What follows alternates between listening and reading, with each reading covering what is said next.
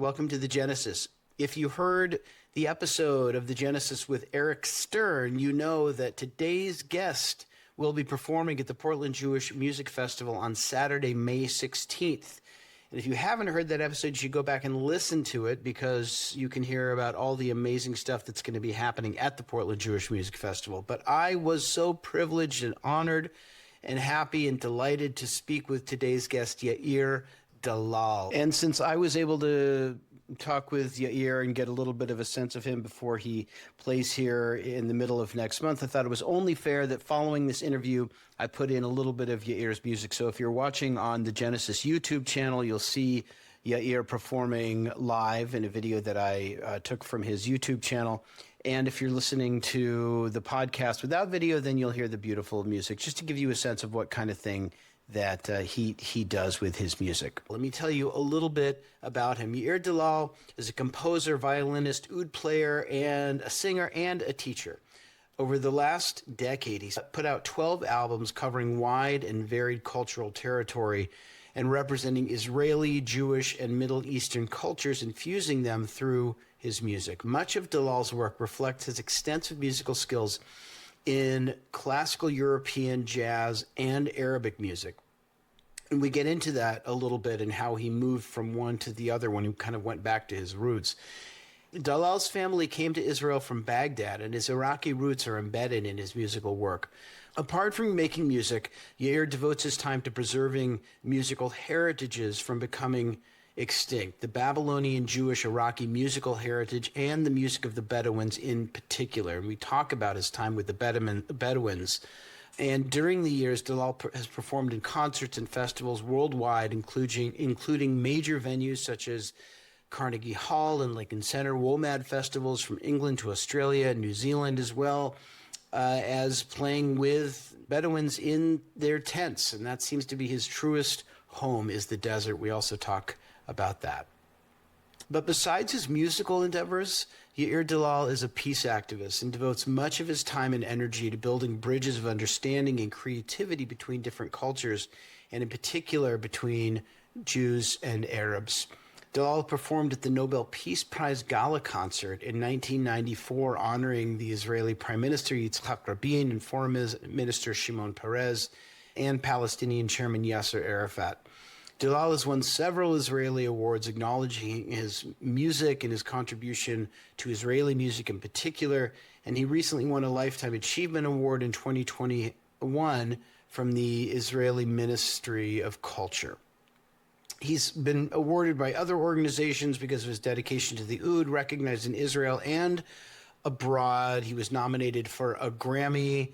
He's really made an incredible impact on Israeli music, Israeli culture, but also on what we now call world music. You're really going to enjoy this conversation with Yair Dalal, and you do not want to miss him or the other musicians playing in the Portland Jewish Music Festival, which is co-sponsored by Art Lab along with a host of Portland Jewish organizations.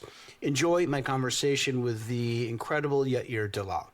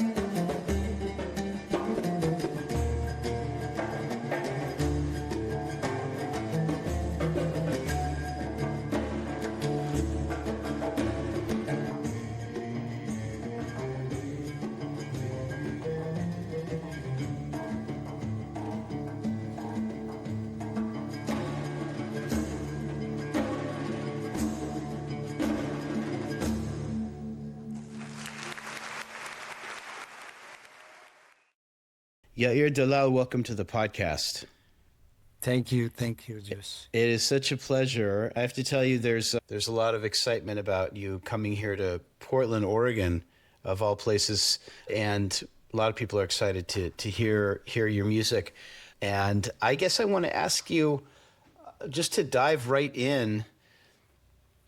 It seems to me that you see a real healing power in music. Yes, and maybe it's even more than that. In my website, I wrote that music has increased the good that we have in our human soul.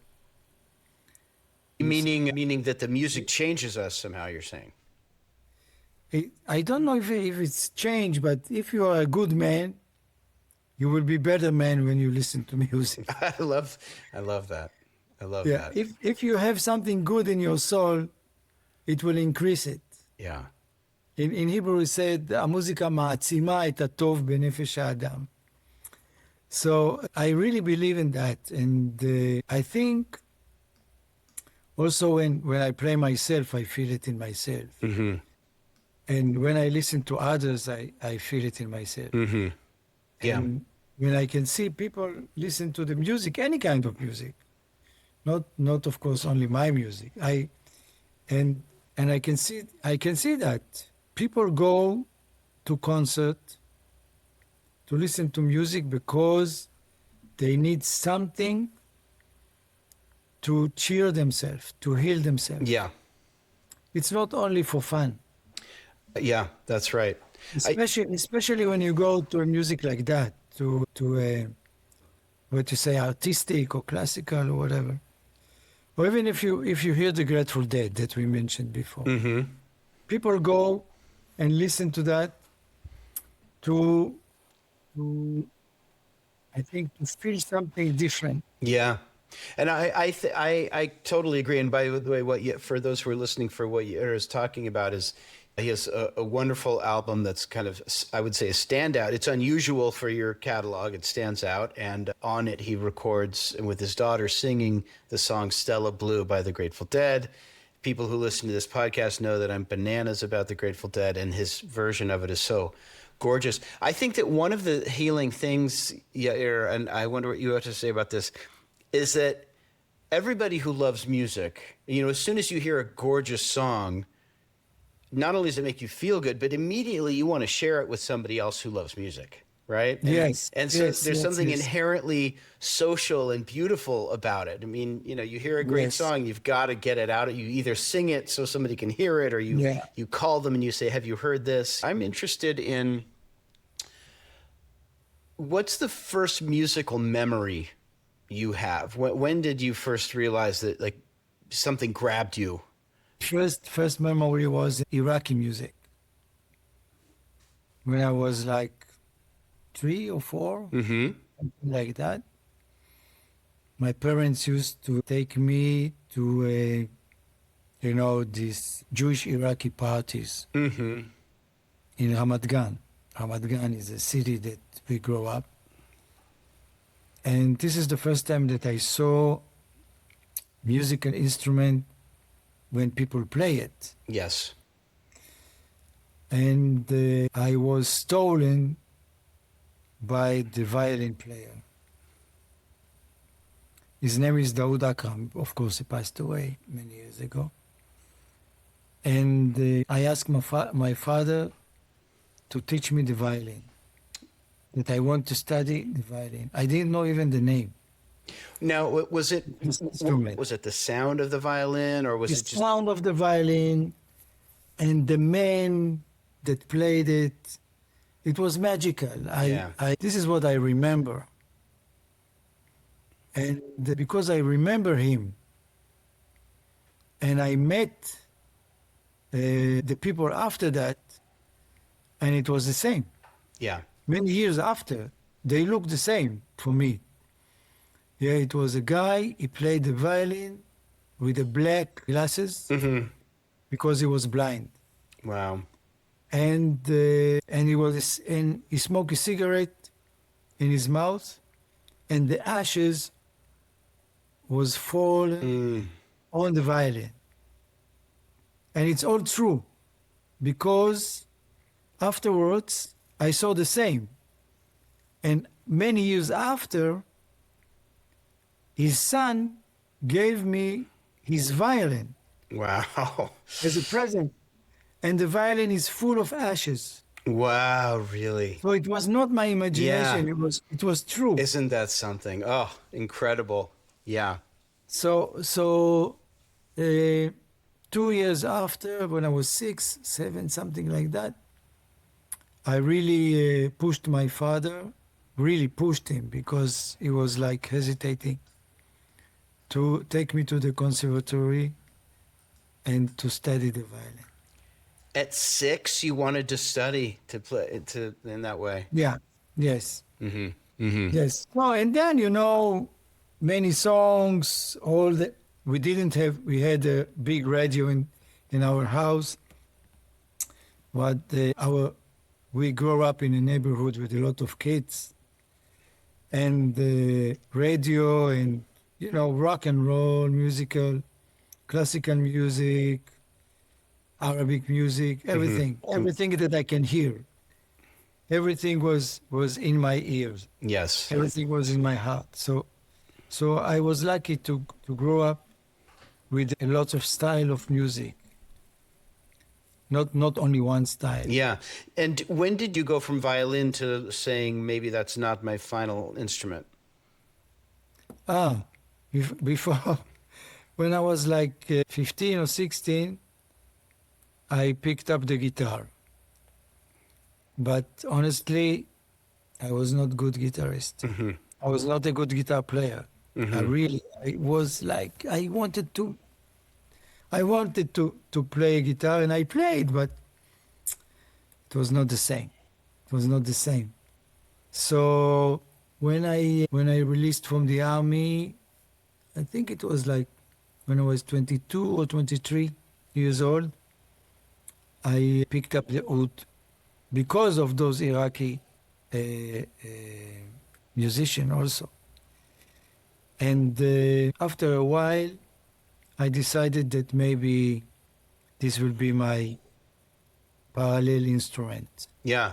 Now isn't They are similar, Mm-hmm. They are similar. what, the violin and the oud? Yeah, because the two of them are fretless, Yeah. and you take the pick in your right hand like you take the bow of the violin. Mm-hmm. So it was easy for me.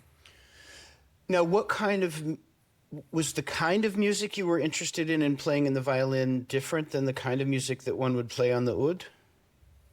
I grew up playing classical European music. This is what I studied.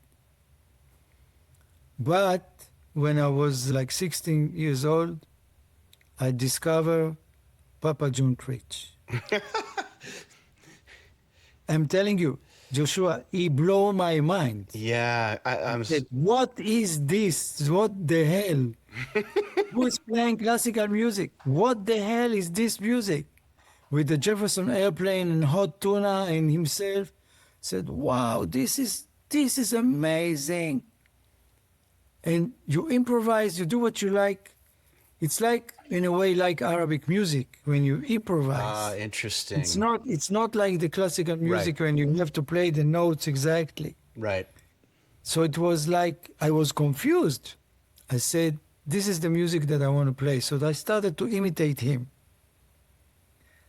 And you can hear my how to say, my sound on the violin. It's a little bit like him. Interesting. It's a little bit. Was that your introduction to, like, the music of the 60s, 70s, Yeah, yeah. I mean, also Beatles and so on, but the sound of the violin. I see. It resonated When with you you. play, there's not enough. I mean, not enough. Almost how many groups that use a violin in their band? Right. I mean, how many? Not that common. Maybe 10. Although in roots American music, of course, it was. Yes, Yeah. in country music, but I mean in rock and roll Right. and blues Yeah. and so on. Yeah. And of course, country music, of Yeah. course, you have a lot. Also, this was amazed me. And I did it. And but like a rock and roll or blues style with the violin, you really you can count them on one hand. Yeah. Like It's very rare. Papa John Creech, John Sugarcane Harris. Where's Staff Smith? Where's Yeah, I mean, it's hard to. I mean, then if you go into it's jazz, you could think of like Jean-Luc Ponty or something, but it's Gianno Ponti and Stefan Grappelli and yeah. No, so this was amazed me, and but my roots, my musical roots, also amazed me, and in the end, I decided will be my way. And when you say your To musical go back roots, to go back to the roots, to go back to the Arabic music, to go back to the Jewish Arabic music, to Jewish Iraqi music. So I dedicated myself to that, but I like blues, my last record. yeah, So, and also because I knew that if I will not pick it up, it will go away. was the decision to go back to your roots, was it like a conscious kind of political decision, or was it just you just loved the sound of the music so much? It's not a political. It's nothing, just a minute. It's a draw. I will let him know that it's not a political decision.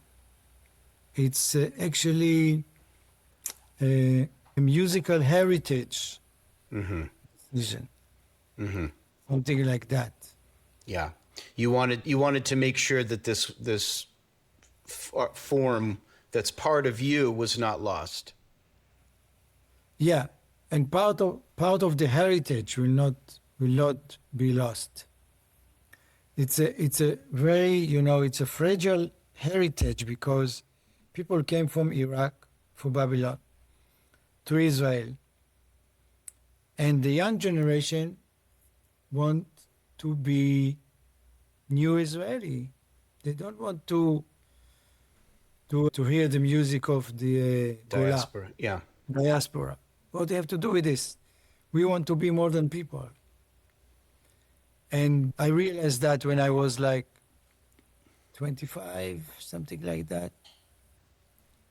And I knew those people, and I thought to myself, if I will not pick it up, maybe nobody will pick it up.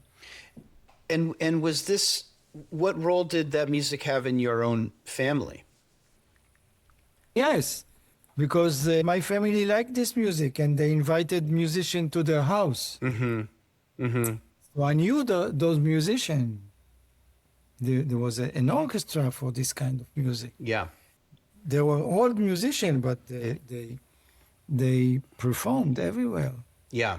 So through this music, it seems like, and when I say this music, I'm talking about Mizrahi, Iraqi oud music that's you're playing with the oud.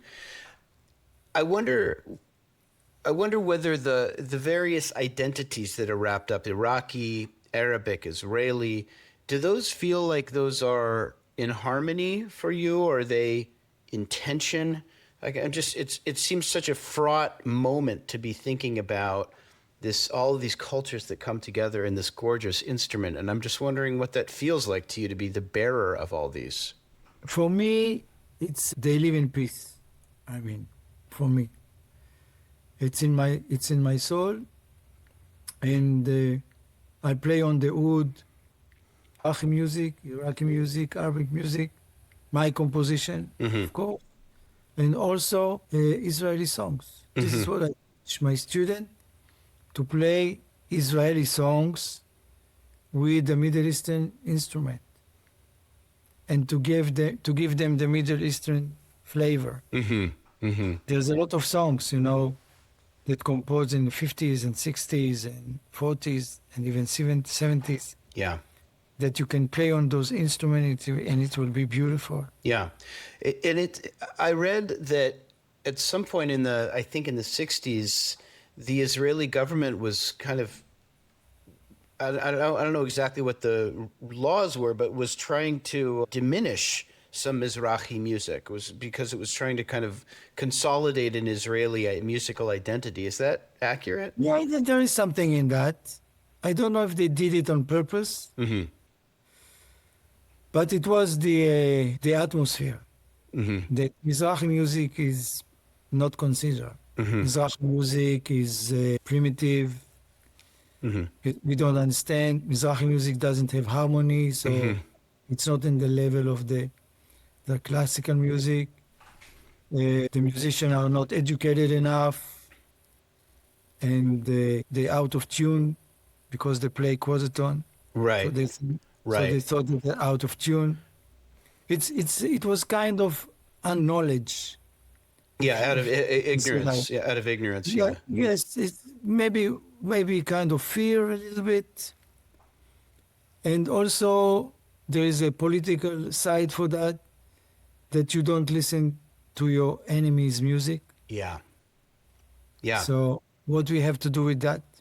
Yeah, I mean, I guess that's where my question came from about how these identities sit with you, because many, when you said that they are in harmony, but it's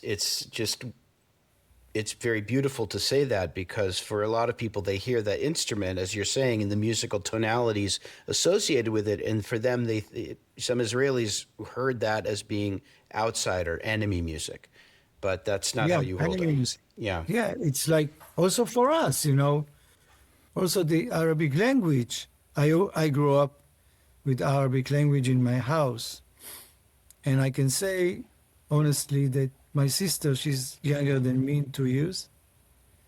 She didn't want to hear not Wow. my parents speaking Arabic Wow. and not Arabic music, and she used to turn off my mother radio all the time when she was at home. No, Yeah. yeah, she was yelling on her.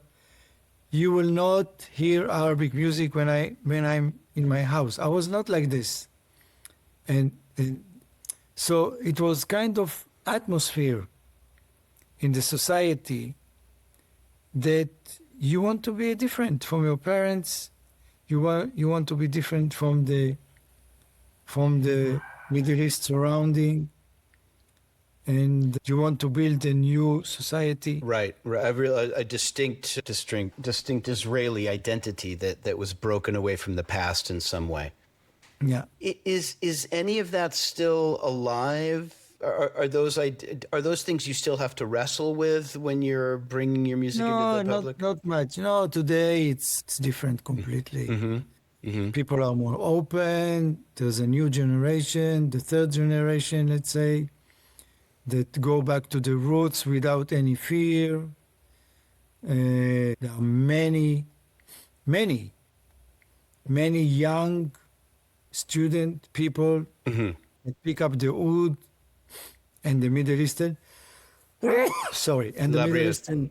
Middle Eastern instrument, kanun, violin, kamanche. Mm-hmm. Hundreds of students that I teach myself, Yeah. and it was surprising, but it's a phenomenon now in Israel. Yeah. When you were first turning back to the oud and doing this act of recovery or making sure that the music didn't die, do you feel like are there things that can be expressed with that instrument, with those tonalities that can't be captured through Western music? The musical power is a melody. We are with the melody and the rhythm. It's like Indian music, melody and rhythm. There's no harmony. There's no chords. You don't play chords. Mm-hmm. Well, the melody is very strong. This is it. Yeah, so that's what people are You hearing. you go by the melody, Mm-hmm. Mm-hmm. and you go by the oud is a very quiet instrument. It's not loud. It doesn't have a resonance. It doesn't have a long resonance. So you hug it Yeah. Yeah. on your belly, on your chest, Mm-hmm. it's very personal. Yeah, so you can feel it. You're feeling its resonance. Yeah. Yeah, Yeah. it's very very personal, and you can play very soft. This is what I like. So, but it's not just that it the focus is on the melody as opposed to harmonies. It's also that the tradition itself has different notes in it, right? Yeah. Yes. Yes. You have what we call amat. It's a lot of scales that have different tonalities, like microtonality, Yeah, right. and other intervals that you don't do in Western music. Right. And what was your process of recovering this music and keeping it alive? How did you learn it, and how did you develop it? Like, you studied in a conservatory to learn the Western tradition. Were you learning from Jewish and Arab and Iraqi musicians or Bedouin? I mean, how did you gain Yeah. access? So you mentioned the Bedouin people. Yes, I'm still with the Bedouin people. Actually, yesterday, one of my best friends from the Bedouin people passed away from cancer, and I'm very, very sad. Sorry. He is amazing. He used to play with me with some recording. There's a album that dedicated to Bedouin music, Azaz Meishu. And he was really one of my best friends. I'm sorry. So I did research on Bedouin music also. So when I was, I lived in the desert for many years. So, but the Iraqi people, I just sit with them years. It's not like taking lesson. It's being with them, with Yosef, being with Yosef and with Salim for years, and study whatever I can. And I still think that I didn't study much. And yeah, and that study, when you say being with them, I assume you mean in a musical context, and it just requires listening and trying to Listening and talking and go to buy cigarette and that's all part of it. changing oil in the car and whatever. That's all. It's not only taking a lesson of 1 hour or 2 hours. It's like, yeah, let's go. And play with them in an orchestra and go with them to perform. Yeah. So that life is you kind know. of, life is built into the music, and it's Yeah. And with the Bedouin also, it's living with them, sitting in the desert near the fire, playing, learning song, learning the language. Yeah, this is when you want to go deeper, this is what you have to do. yeah. Can we talk about this a little more? Because this is very, very interesting to me, because I came to the guitar quite late. And so when I think about learning the guitar, I'm learning about modes and scales and all this stuff and triads and da, da, da, da, da. But you're talking about learning music as being something much broader than that. How does changing oil with somebody, or smoking a cigarette, or going to the cafe, how is that relevant to the music? Yeah, it's a good question, because when you do that, you don't only study the notes or the music, the pure music. You also get what's around that, the stories behind that, the atmosphere behind that, the feeling behind that. The feeling, yeah. The feeling is very important. You talk about the song and why it's like that, and you talk about the instrument, and you talk about the singer, and you talk about the player, and you start to compare between some performances. And also, when you change oil in the car, you are with the man that knows so many. So you like, how to say that? you take as much as you can.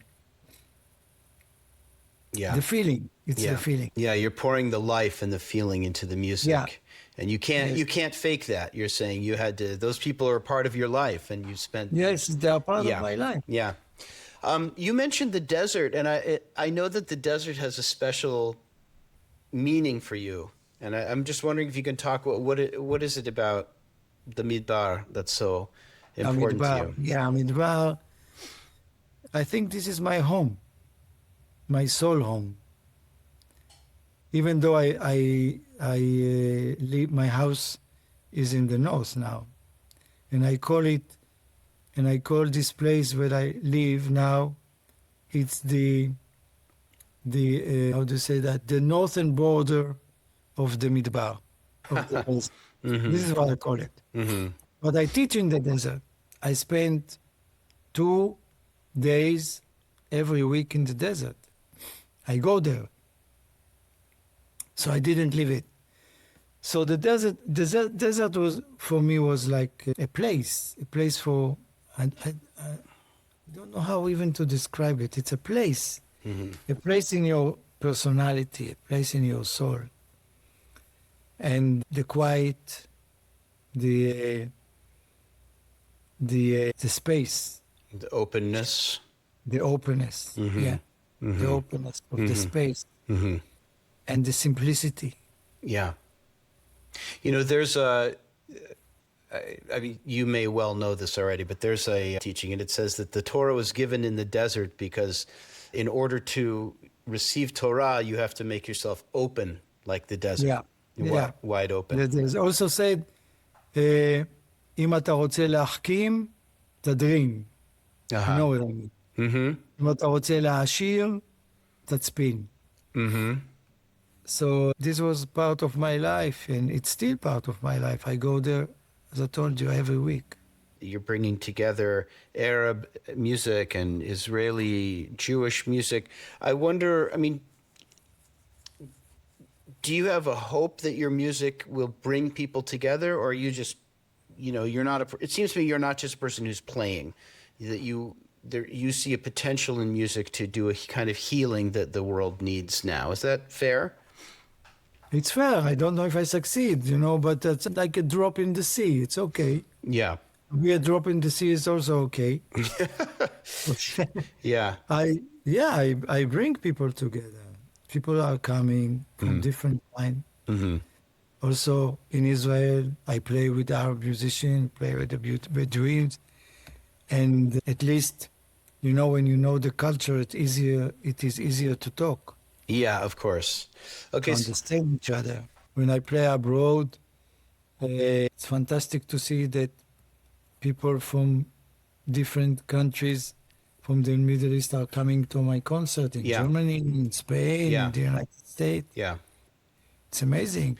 So it seems like for a while, the recognition and acclaim that you were receiving internationally exceeded kind of the recognition that you were in the familiarity in Israel. And I'm wondering if that has changed. And also I'm wondering why do you think that was the case? I don't know what was the case. Maybe was because it was more unique. My music was more unique in outside of Israel. Oh, I see. They call it world music, and world music they didn't play world music in Israel in that time. They didn't have they concentrate on Israeli rock and roll. Yes.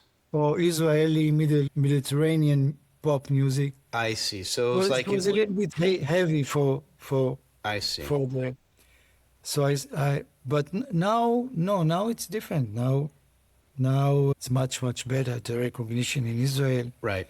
I told you there are a lot of people that interested in this kind of music. They are more open to that. A lot of people are coming to it and learning. Yes, they learn. They want to. How did the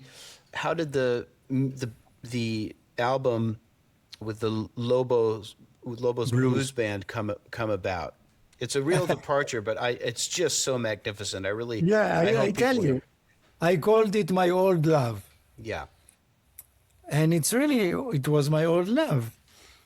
We mentioned Papa John and I dedicated this album to Papa John and to Don Sugarcane Harris and to Hot Tuna. It's written on the cover. Yeah. So, by the way, I met them Wow. and I play with them. You played with Hot Tuna? Yes, With Yorma and with Yorma and Jack. We are very good friends. We are still in contact. You Unbelievable. don't believe that? It's unbelievable. I tell you how it happened. We were together in a festival called WOMAD. You heard about it probably. Oh yeah, In England. WOMAD. Yes. Yeah, in England. It was like 20 years ago or something like that. And I was the jam master. I mean, Peter Gabriel asked me to be the jam master. You were going to coordinate time for musicians to come together and just Yes. play. Yeah. Yes. And I knew on the list, on the program, I saw that they are performing Hot Tuna, and I was very excited.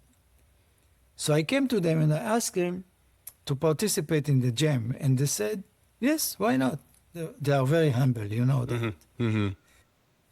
And they came, and we went on stage, and they asked me, what would you like to play?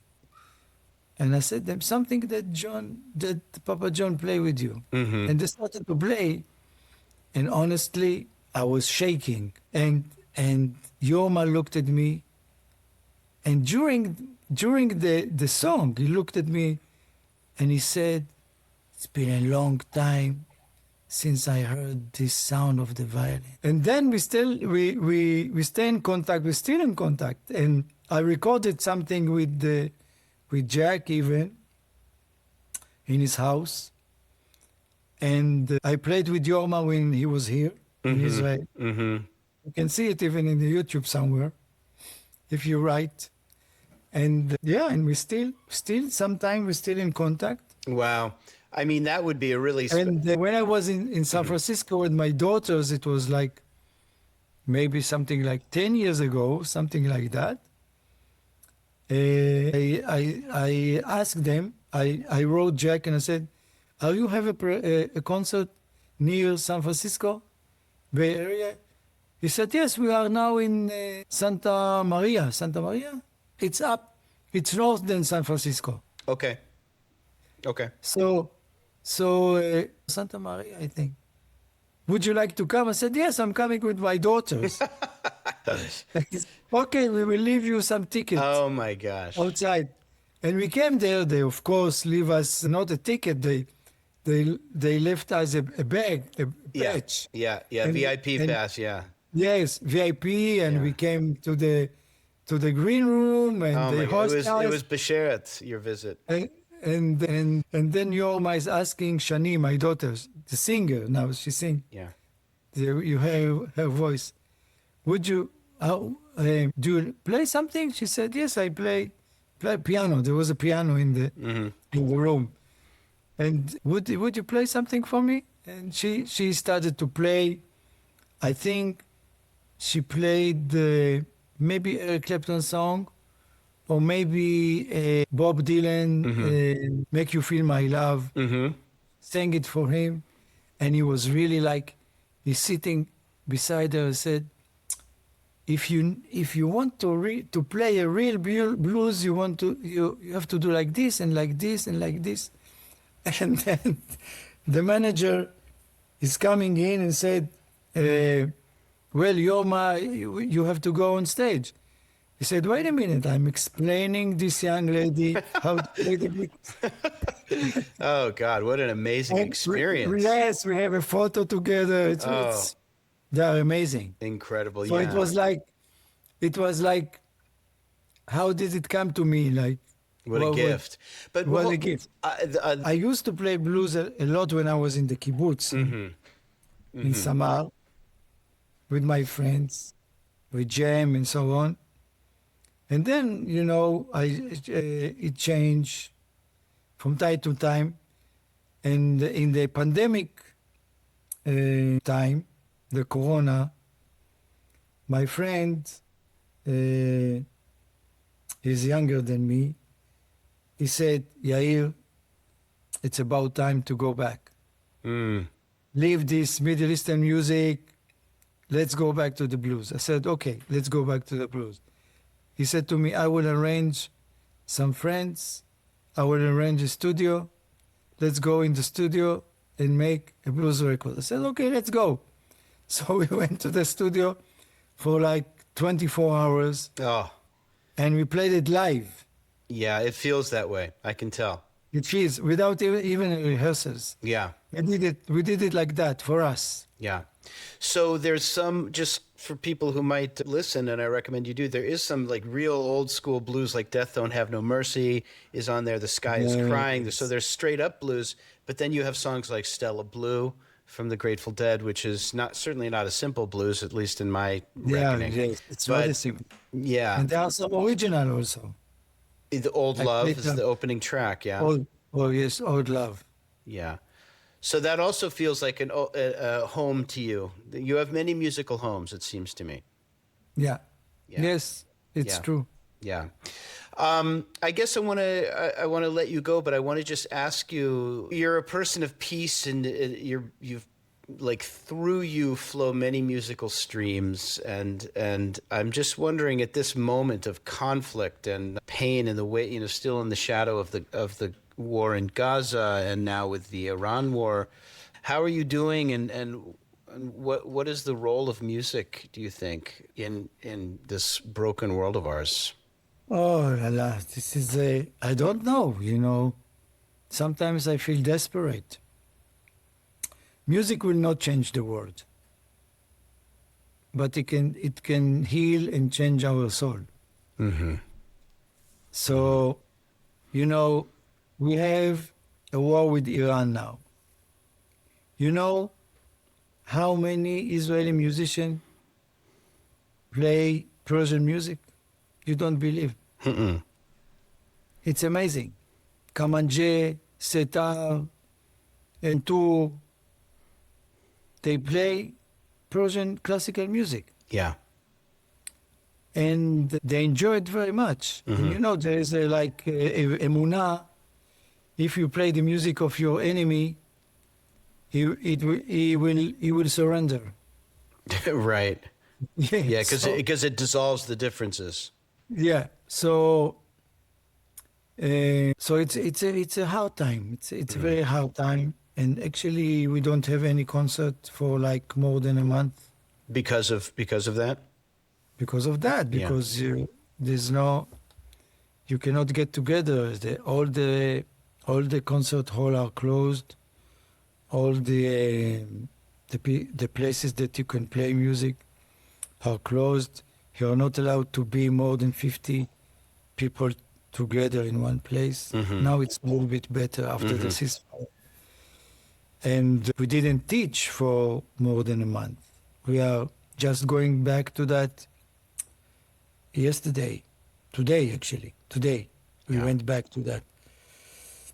So what can I tell you? Mhm. The music is still, I believe that music is still has a role of making peace in the world. I hope we will succeed. Yeah.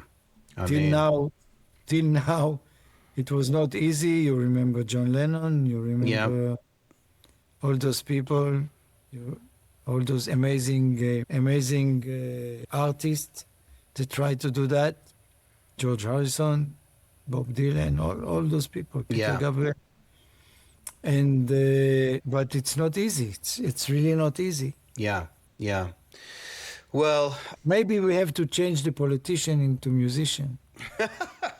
that might actually work. Yeah. I mean, I do think there's something about music that just allows people to see across borders. But listen, I want to let you go. It's late there. I'm grateful for your time. I cannot wait Thank you. for your music here in Portland. Yeah, I hope there will be a flight and we can Yeah. come. Yes. And It's still very fragile. yeah. Although I have a ticket, but the problem is I have a ticket via Germany, so Oh, wow.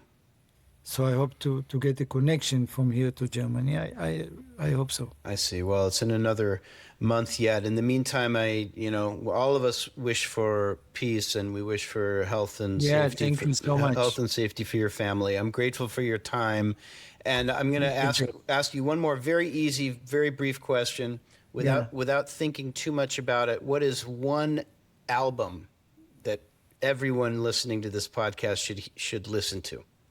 Just one that you love that you want people to listen to. Maybe Ve'ahavta, and you love. Okay, because great. Because it's an album with the songs. Yeah, that's from like 2011 or something like that. But it's something like that. Yeah, it's an album with songs. Yeah, it's my only album that has a lot of all songs. The other one is the Perfume Road, that is a very deep instrumental. Okay, beautiful. All right. Well, I hope to meet you when you're out here, and I wish you well-being and take care. And thank you again so much for your time. Thank you. Thank you, Baba. Thank you. Litraot. Bye. Litraot. Bye.